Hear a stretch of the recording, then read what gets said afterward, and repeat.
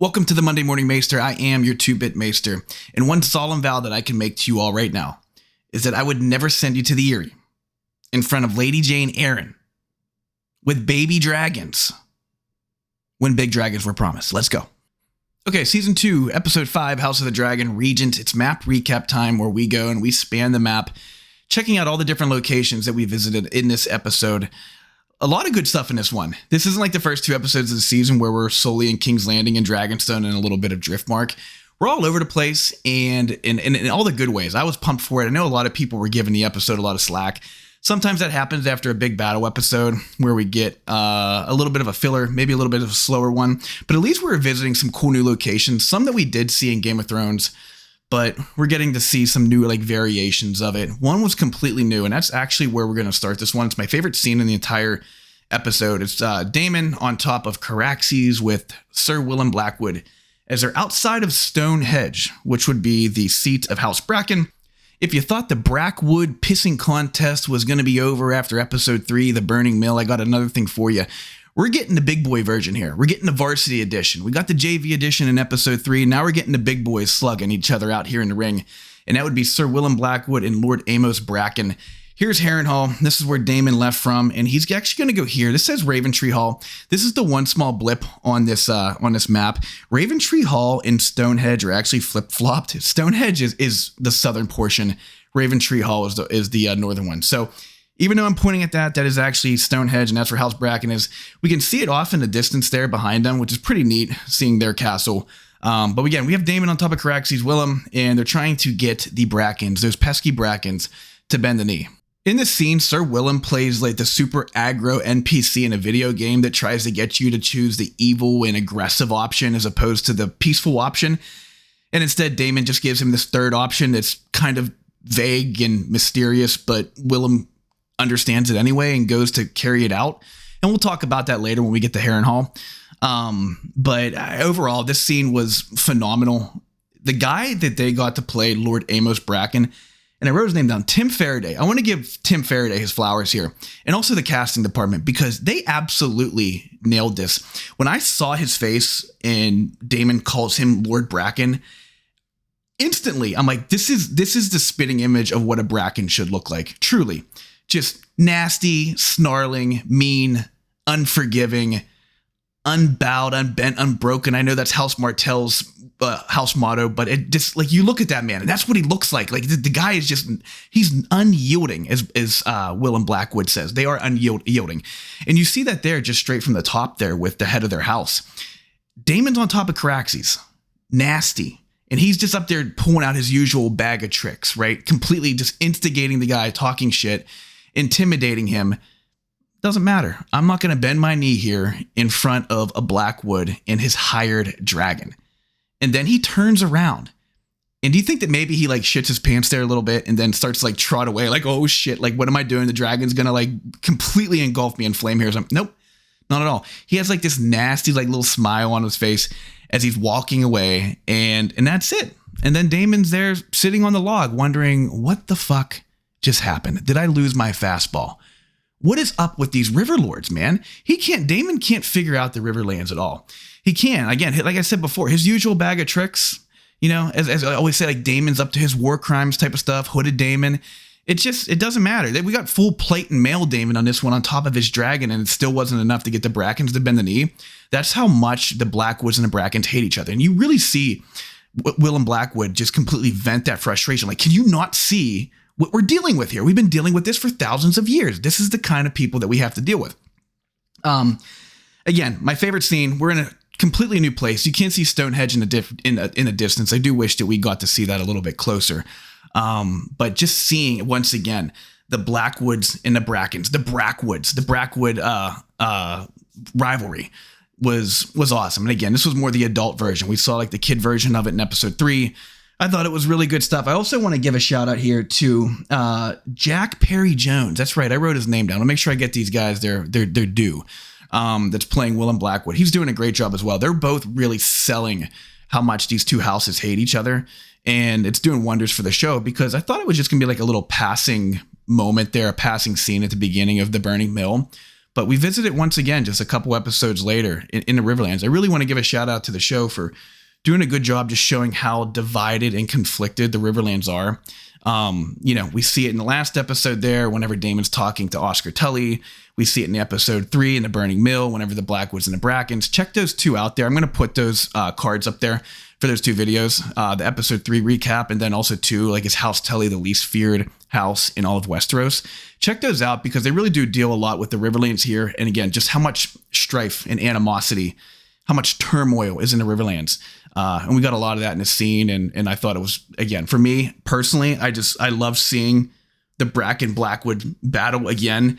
And again, I can't shout out Tim Faraday enough. He was just snarling and mean and nasty. He doesn't give a shit about Daemon. Okay. Prince, King Consort, King. I don't give a shit. I don't care what your titles are. I will literally let your dragon burn me to dust in front of, before I bend the knee in front of this guy. Again, shout out to that guy. He really sold it. I thought that he was going to balk on that and turn around and bend the knee. I thought Daemon had him. And then I thought Daemon actually crushed him in fire. And he didn't do that either. So again, we'll talk about that at Harrenhal here, the orders that Daemon gives Willem. But again, House Bracken, shout out. They're as mean and nasty as they're hyped up to be. And we saw that completely in the scene. I thought the Bracken that was in episode 3 kind of seemed like just like a big bully until they get punched in the face, where he was talking a lot of shit. But the Blackwood seemed to have actually more like bark and bite when he got up in his face. And it seemed like the Bracken kind of backed down, but not Lord Amos. Okay, let's leave our quarrelsome river lords behind us here at Stone Hedge as we venture off northeast along the high road into the mountains through the Bloody Gate and up to the Eyrie, which is the capital of the Vale of Arryn. The Arryns are very traditionally the Wardens of the East. And that's where we're going to find Lady Jeyne Arryn. If you remember the Eyrie from the first season of Game of Thrones, where Sir Bronn very famously says, "Give me 10 men and some rope and I'll impregnate the bitch." I thought it was funny because Jeyne Arryn said something very similar to that. Well, not in Sir Bronn tongue, but she did call the Eyrie impregnable, kind of just making that word synonymous with the Eyrie. I thought that was pretty good, but got a very good scene here, and we're not here by coincidence. That would mean that Rhaenyra has made it from Dragonstone up to the Eyrie with Prince Joffrey, Prince Viserys, Aegon, and the baby dragons. Is that going to be a problem? Let's talk about it. Real quick, who is our Lady Falcon, Lady Jeyne Arryn? As you can probably figure out, she is the head of the household here at the Eyrie. Fun little fact about her, she was born 97 AC, that's 97 years after Aegon's conquest, making her about 33 years old right now at the time of the Dance of the Dragons. She is, again, the lady of the house, and she has been ever since she was 3 years old. Her dad and her brothers were murdered by the Mountain Clan, the Stone Crows. The Mountain Clan that killed Jeyne and her brothers are the Stone Crows. Remember the Stone Crows? Yeah, that's the crew that Tyrion Lannister took with him to Tywin's camp at the end of the first season of Game of Thrones. So thought that was like a fun little tidbit right there. The Stone Crows kind of pop up here. Again, the mountain clans that troubled the houses of the Vale historically forever, right? They can't stand each other. It's stone throwing and shield bashing and axe chucking on site. No questions asked, no warning. All right, so like I said, Rhaenyra and crew make it up to the Eyrie, which leads us to the big conundrum in this scene. And the conundrum is that Lady Jeyne decided to open up the duffel bag and count all the money. And she wasn't exactly pleased at what she saw inside. That's right. Who would have guessed it that the little baby dragons that Rhaenyra took up to the Eyrie with her to satisfy Jeyne's request that if I give you my 15,000 Knights of the Vale, I need protection. Again, this place is impregnable, but not from the sky, okay? And Team Green's got dragons. So I'm going to need some protection up here. I need a dragon that's going to be able to protect the Eyrie if I'm going to give you the 15,000 Knights. All right, so what I want to focus on in this scene here is just how annoyed I am with Rhaenyra, because Rhaenyra just puts Rhaenyra in an absolutely boneheaded and stupid scenario to which if I'm Rhaenyra and the next time I see Rhaenyra, I'm pissed. I'm lighting her up. Rhaenyra is very much the messenger here, and she is getting shot at right now with full flame, full falcon talons, and she's getting ripped apart, right? And she does a really good job defending herself. She holds herself very well there and defends herself, again, admirably. A lot of wit there. I thought, like, you didn't specify the size of the beast. We satisfied our terms. I thought that was clever. But again, Jeyne's pissed, and I don't blame Jeyne for being pissed. Like, this isn't directed towards Lady Arryn. I'd be mad too. If I signed off and gave you 15,000 soldiers, which is a pretty hefty donation, and all I asked for in return is a dragon that's going to be able to fly overhead and keep us safe. Again, the Eyrie's impregnable, but not from sky. Then I'm expecting a dragon that can actually do some fucking damage. And that is not what Rhaenyra sent Rhaena up there with. Okay, so I don't blame Lady Arryn for being mad at all. I'd be pissed off as well. And she's certainly not a pushover, as we can see. She's quite stern, smart, and she's not going to be bullshitted or thrown around or, taken advantage of. And again, she signed off on her soldiers joining Rhaenyra's cause, and then that's what you send her? I mean, that's a slap in the face. Again, that's a bad call there by Rhaenyra. Not only are you pissing off an ally and someone that's donating to your cause very heftily, you're putting Rhaena in a really awkward and stupid position. Again, if I'm Rhaena, I'm pissed the next time I see Rhaenyra. I can't believe you sent me up there with baby dragons when she asked for a real dragon that can keep everybody safe, and that's what you sent me up there with. I mean, I was getting lit up there. I don't know if this girl, again, these are the people that have the moon door. And you're going to send me up there and piss her off? Again, it's just a really dumb decision by Rhaenyra. Made me so mad that Rhaena shouldn't even have to go up there and defend herself like that, right? All you have to do is send her up there with a dragon that can get the job done. Again, it doesn't have to be, the biggest dragon in your possession.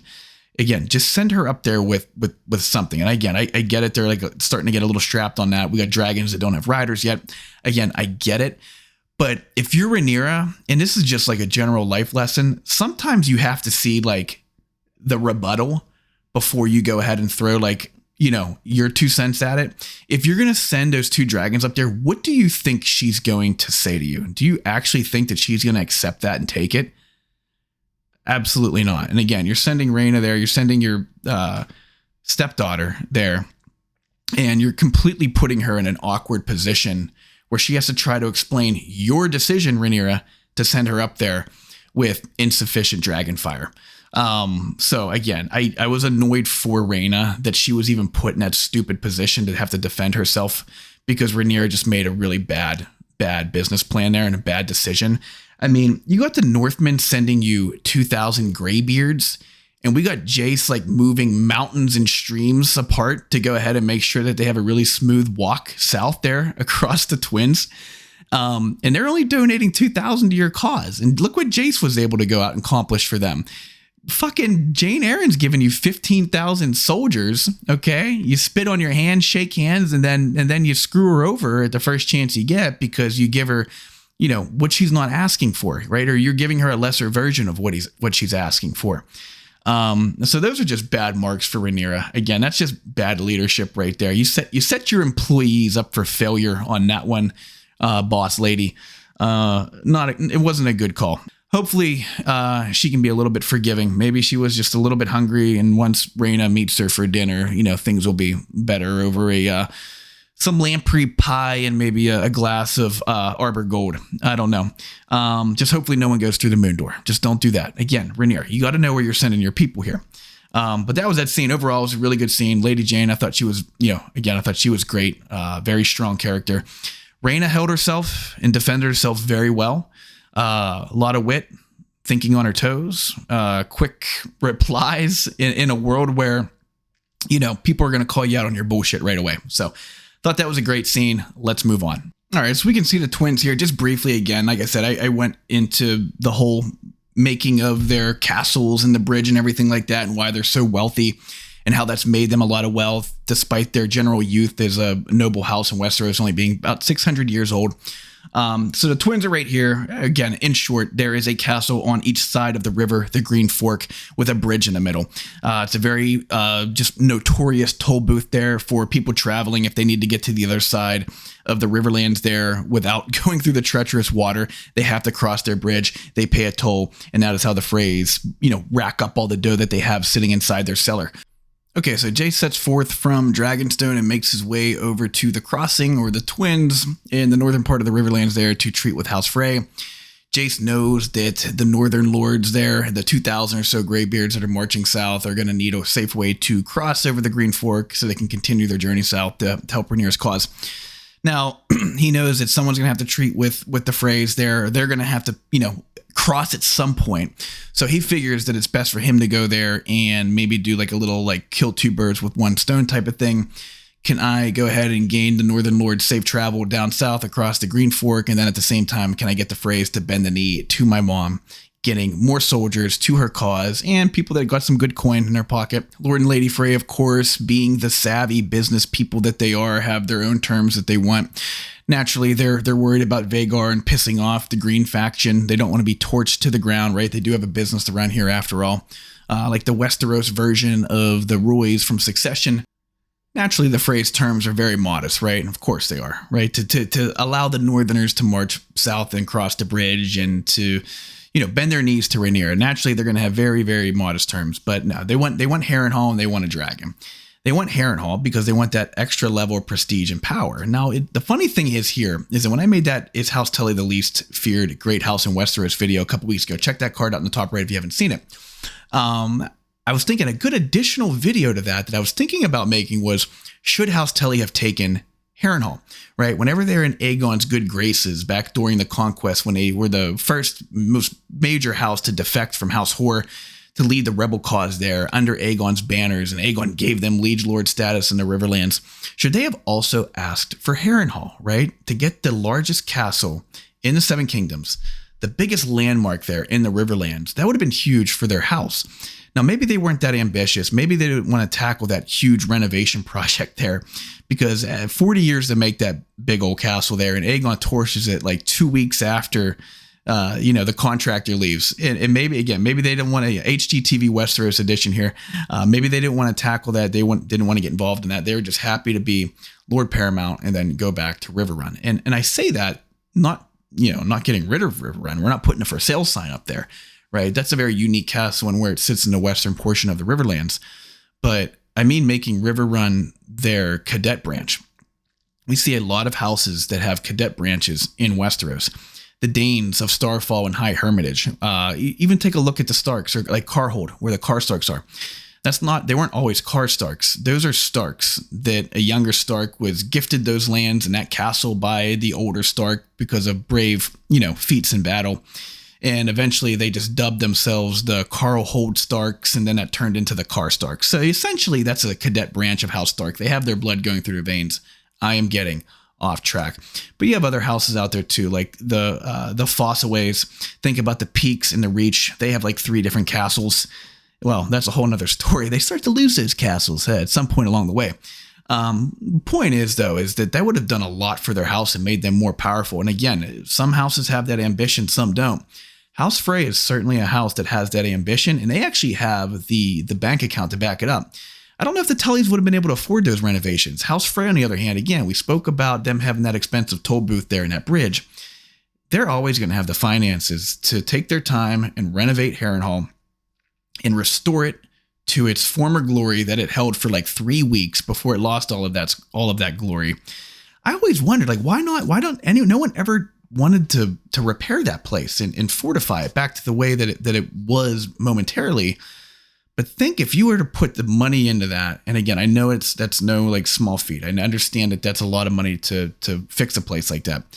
House Frey, I think, can do it, and I think they have the ambition to do it. They would be so formidable if they were to get Harrenhal over time, repair it, and hold both castles. Can you imagine that? And they're not even a liege lord. I know Jace agrees to those terms, and again, they kind of have him bent over the barrel there a little bit.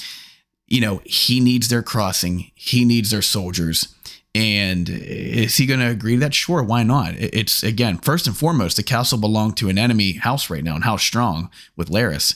He doesn't give a shit about that. Daemon's only using it temporarily here for the war. What's Harrenhal to them if they get the crossing here and they get all the Frey soldiers? That's an easy agreement there, right? And then you got to have a dragon there, patrol the skies.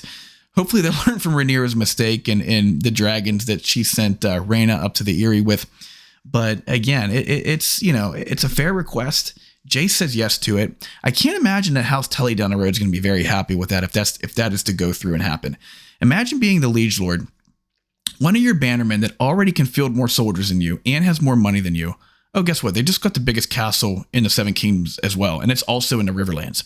And they also have the finances to repair it and make that place an absolute fortress and a nightmare. If I'm House Tully, I'm having some serious concerns about what's going on over there with the Freys. The Freys are definitely not taking them seriously anymore. You're looking at them as, like your big brother that you can beat up. So that's potentially an issue coming down the road if that is to happen.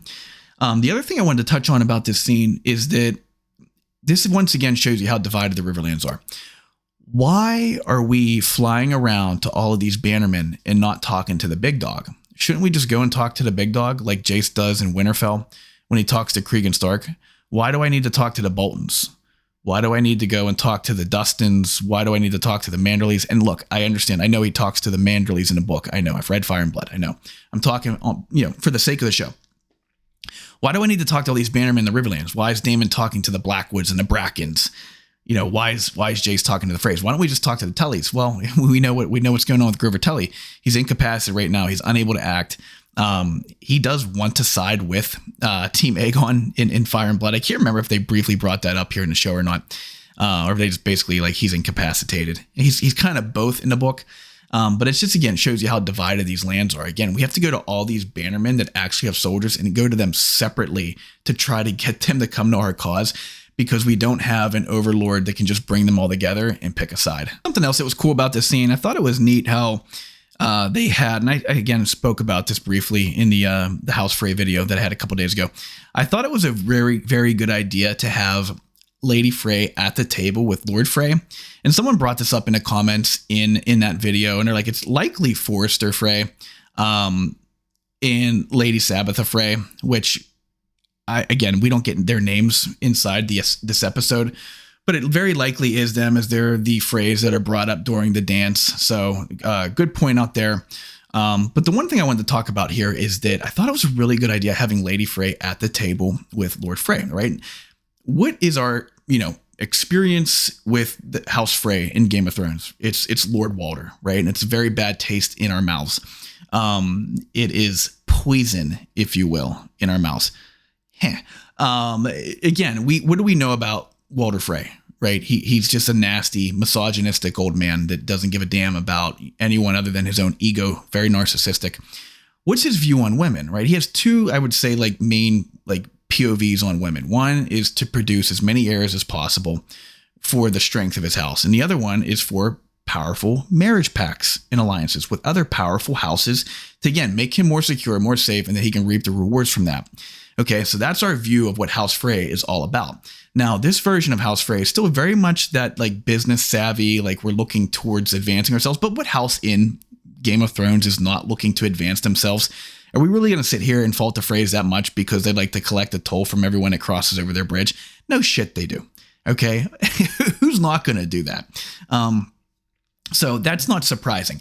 What they did a good job, though, was to sit there and completely redirect our view of what Lord Frey is completely all about, or what the Freys are all about in Game of Thrones.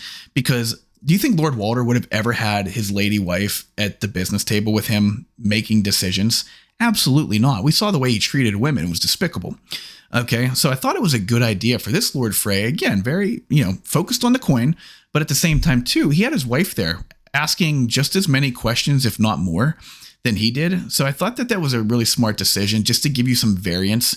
Again, all we know about House Frey is what we saw in Game of Thrones, right? And it wasn't good.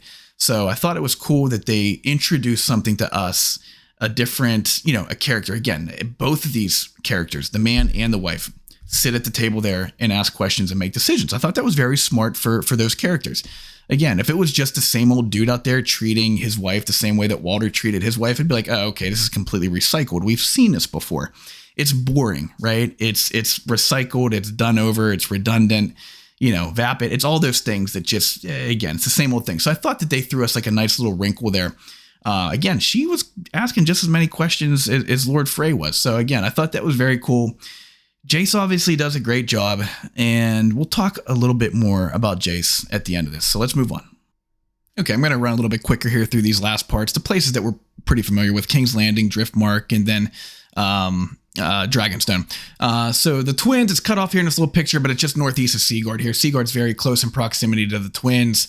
We're going to go all the way down here to King's Landing. This is where we see the big small council meeting where we need a regent, right? Aegon's in bad shape, not looking good. The armor is like infused into his skin. He's got bones getting snapped back together. Very gruesome stuff. Aemon's Johnny on the spot. Someone's got to rule. Wink, wink, nudge, nudge. Who's it going to be? So they go to the small council, and Alicent's just really feeling herself here, guys. She is like, she's on one right now.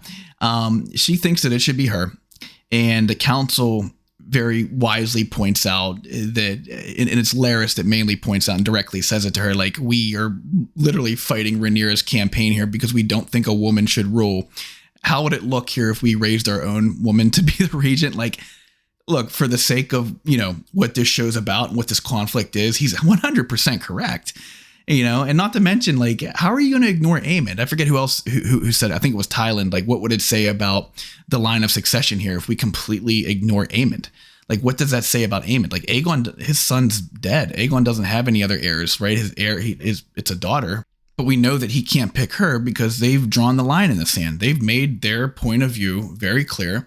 They don't think a woman should be a ruler. Now, that's all that Aegon has left, right? Because they didn't put Maelor into the show. He doesn't have another son. So right now, the king's heir is his younger brother, okay? This is, again, it's kind of funny because, like, Aemond being the younger brother, Daemon being the younger brother, both thinking that they're better fits for the throne. And in this scenario, Aemond gets what he wants, right? He gets what he wants. He gets what Daemon never did get. He gets the big ball and the head dog chair. And again, look, I'm Team Black. That's who I'm pulling for here. But if we're just being objective, how do you not pick Aemond?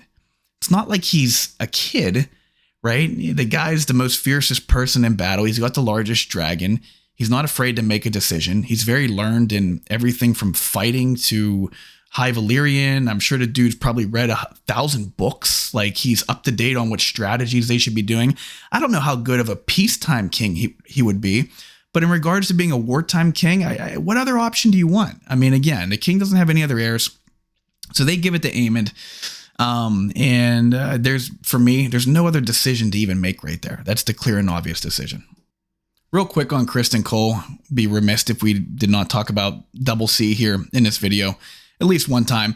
I do feel like he's having a really fucking hard time about everything that transpired at Rook's Rest and everything that he witnessed with his two eyes, with Aemond fully blasting Sunfire and melees in the sky, and then all the shit that he saw there at the carnage, the wreckage site, with Aemond standing there with his sword drawn, and God knows what he was about to do. So I do think he's struggling with that a little bit. He's got to repress that a bit. He can't exactly just go out and tell Alicent, because God knows what Alicent's going to do right now. She's got like a case of the crazy eyes in this episode. She's starting to hear voices and starting to see ghosts. So I thought it was smart that he kept it away from her. But all right, let's move on. All right, so we're going to go from King's Landing over to Driftmark, where we're going to talk about Corlys. He's completely down in the dumps right now, obviously mourning the loss of his wife, Rhaenys. He's a broken man, physically, mentally, spiritually. He, just looks like someone that's defeated. He's now living in a ghost town, a place that was once filled with laughter and family and heirs. It's now it's empty. So the conversation he has with Baela at the end, I thought was really good, where he wants to name Baela as heir, and she says, I'm of blood and fire, and Driftmark must pass to someone of salt and sea, and then walks out. A very nice line. And for everyone that has read the books, you know where this is going, right? We know Corlys is going to have a game plan, and we know where that's going to go. But if you haven't read the books, I would say just think about the Corlys scenes that you've watched this season. The answers are there, okay? And Driftmark will be okay. Driftmark will be okay. From there, we're going to go over to Dragonstone. Again, we'll just kind of run through this. I want to talk about Rhaenyra's small council, guys. It's tough times right now. A squabbling group that we have there. And we thought they were bickering last week. They're bickering even more this week. Everyone's disrespecting Rhaenyra. Really, the disrespect levels is getting higher and higher by the week. I mean, again, she is their queen, and the stuff that they say to her is insane. Like, there's no way they would be saying that shit with Daemon there. At the end, she sends off Sir Alfred. He's instantly like, "Are you firing me? Are you firing me?" Like, she's literally sending you to send a message to the king consort, you dumbass. Come on, man. I mean, like, again, but it's like he knows that he's being a dick by saying something like that. He knows he's being an asshole if the first thing he says when she sends him away is, well, are you getting rid of me? You kicking me off the small council? So, I mean, ultimately she should at this point, but I guess beggars can't be choosers. She's not in a position now to be putting up those job posts. Like I said on a prior video, you know, the Westerosi Indeed.com is not thriving right now in times of war. She's going to have to change those posts up, though, at some point, because, again, those guys just aren't getting it done. There's that, and then there's obviously the conversation she has at the end with Jace. All right, we have the sowing is approaching. Okay, again, if you've read the books, you know what the sowing is. They've been hinting at it very heavily over the past weeks with not only dragons, but human beings. And if you've, you know, again, if you've not read the books, then you're going to find out soon enough what we mean by the sowing. You know, again, think about what the hell these random people are that we see walking around talking that are getting kind of significant lines in some scenes. So that's going to be coming. I got hoodwinked. I thought that Vermithor was going to be in this episode. He was not in this episode. I would imagine we're going to get Vermithor and Silverwing coming soon. Silverwing was Queen, the good Queen Alysanne's dragon, and Vermithor was the Conciliator, Jaehaerys the First Targaryen's dragon. Those are the two rulers. They had like the longest reign ever. I think Jaehaerys ruled was like 50 some years or whatever. Basically, he is the old Targaryen king that the pilot opens up with, where they have the Great Council 101 AC at Harrenhal, where they decide who is going to be his heir, as both of his sons died tragically and unexpectedly. That would be Aemon and Balon the Brave. And that's where obviously everyone votes for, well, not everyone, but Viserys wins the voting there.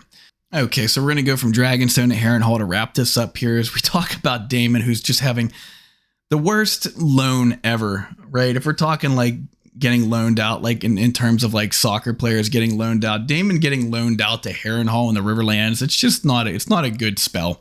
It's not really working out over there for old Dame. You know, they're not as pliable over there as he was hoping. They're not as susceptible to his tactics and tricks, you know, the intimidation tactics, and it's kind of giving him a headache. Is Alice Rivers, is she real? Is she not? Is she pulling the puppet strings inside his head when he closes his eyes at night and sees his mom?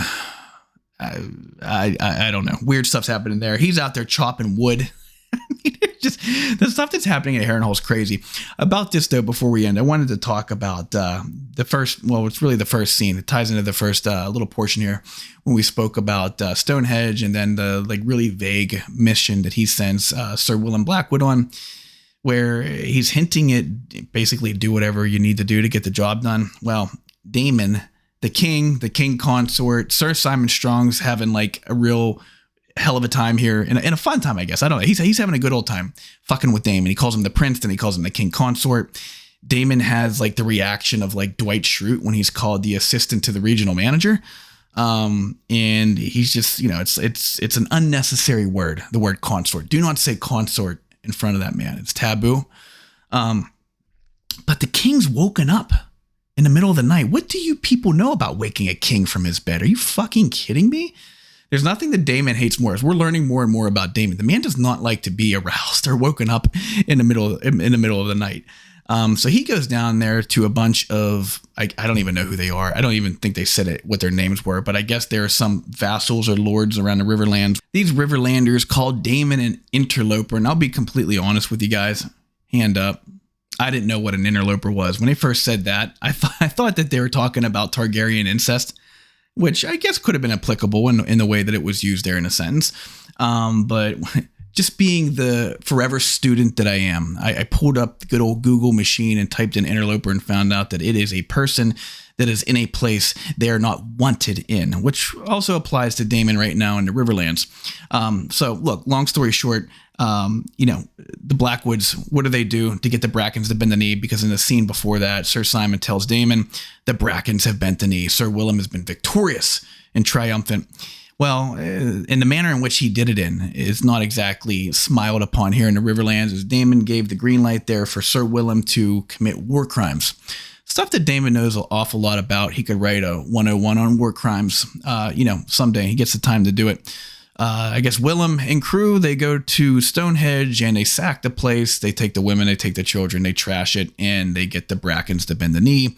These other folks are not having that shit. Okay, we don't do stuff like that here, and we don't want you here, man. We're not bending the knee to you. Again, the disrespect that Team Black saw in this episode, whether it's Rhaenyra or it's Daemon, people, it's kind of crazy. I can understand if this is like the Targaryen era where like there's no dragons anymore, where there's not that fear of being eaten alive or, you know, being burned into dust. But to say that the Daemon too is just a badass warrior, again, the balls in these people, it's kind of impressive. So look, 3 episodes here now. I'm ready for Daemon to bust loose. I'm ready for him to bust loose. I'm ready for him to get back on Caraxes. I thought we were going to get, you know, some good signs of that in this episode earlier on when he was at Stone Hedge. He lost his trigger finger. Thought he was going to light Lord Amos up, and he didn't. And Lord Amos, in a very badass way, and almost like slow motion, just walks the other way with Caraxes in the background. But yeah, we got to get something's happening to him here. It's just like he's just like in like mental quicksand, and it's just not a good place for Daemon. It's not a good place for him or his mind, his body, his spirit, his psychology. It's just he's not thriving here.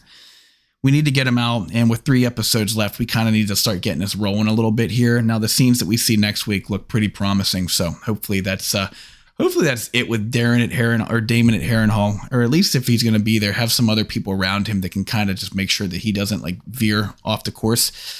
But that's it for the map recap, guys. Let's go and talk about the episode MVP.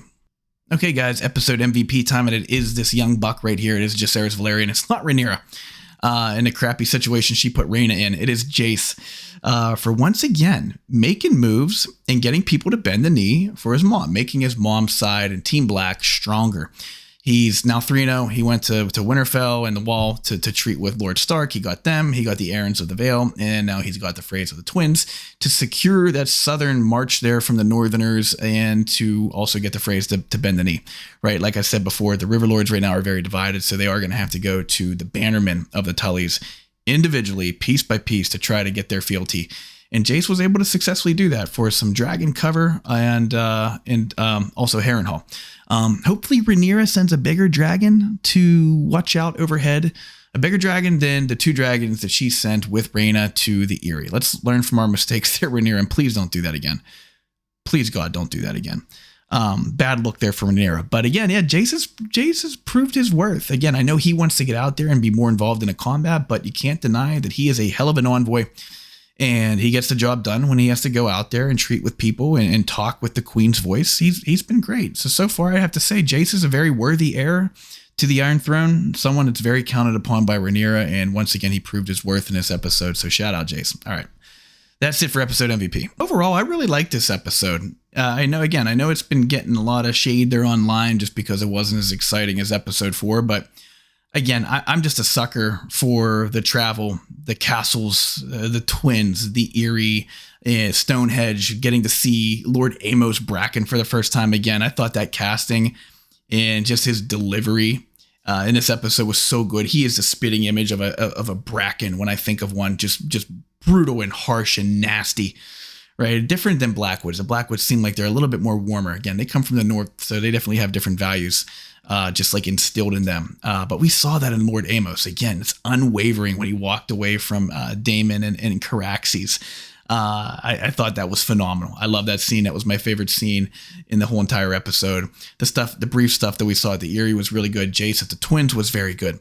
The King's Landing, the small council meeting there, naming Prince Aemon, I thought that was pretty fun too. It was okay. Small, quiet scenes from the Green Council in this episode. The Aegon stuff, there's only so much you can see there. The guy's having his armor pulled out of his skin. But yeah, again, I just have more. Look, me personally, and let me know in the comments what you guys think. Maybe if you guys like read the books and you're like real big into the lore and all that stuff, do you like? I don't need action in every episode.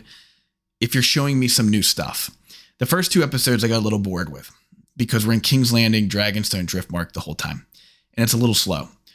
This episode could be a little bit slow, but we're going to the Twins. We're going to Stone Hedge. We're meeting Lord Bracken. We're going to the Eyrie. We're meeting Lady Jeyne. So you're showing me some new stuff, new places, new characters, and I'm on board for that. So if it's going to be a slow episode, at least show me some new stuff, right? Keep me engaged. And they were able to do that in this episode. I'd give it a 7.5. I think it's really good. The first two I gave a 7. The Burning Mill I gave an 8. And the Red Dragon and the Gold I gave a 9. I'd give this a 7.5. I think it's a really good episode. I don't think it's great, but again, it kept my attention. I like the new stuff. The new places, the new characters. I thought they did a really good job with that.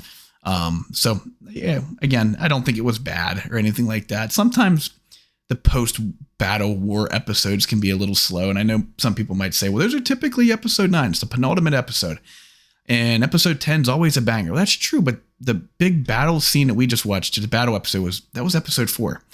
We still had 4 episodes to go after that. Next week looks like it should be good. But again, I know it's a trailer. It's supposed to look good. So overall, really good episode, fun stuff. And just let me know what you guys think in the comments. What you guys think of this episode? What you think of Lord Amos Bracken? What you think of Daemon's war crimes? What did you think of Jace, right? How effective is Jace right now? I know he's not being used the way he wants to be used, but he's effective, right? Yeah, it's like when you're playing like a sport, like an athlete, like out of position. You're playing them in a position that they don't like, but they're still thriving in it. They're unhappy because that's not where they want to be, but they're thriving in it. Jace can adapt, right? And he's performing very well right now. But let me know what you guys think in the comments. I appreciate you guys too. All of the commentary, the dialogue, the new subs, people that have, well, I shouldn't say people that have been here for a while. I've only had this channel up and going here primarily just for the House of the Dragon, but all of the feedback and the dialogue and the comments and people subscribing, I really appreciate it, guys. It means a lot to be able to come to a place to be able to talk Thrones and get other people's takes, other people catching stuff that I missed, other people reminding me stuff that I missed again, and just having like a really cool conversation. It's been a lot of fun. So I appreciate you guys. I'm going to be really late on next week's episode. I am going to be away. Not quite on Dragonback over the Sunset Sea, but I will be away. And sadly, episode 6 is going to come out. It's going to come out late. It's probably actually going to come out after episode 7 airs. Maybe I'll get it out next Sunday. Just so if there's a delay, there'll be a delay there. I just wanted to give you guys that explanation there, a little heads up. But yeah, these last 3 episodes should be great. Let me know what you guys think in the comments. As always, guys, yeah, I appreciate you. If you enjoyed this, please like. If you want to see more, please subscribe, and I'll catch you on the next one. See ya.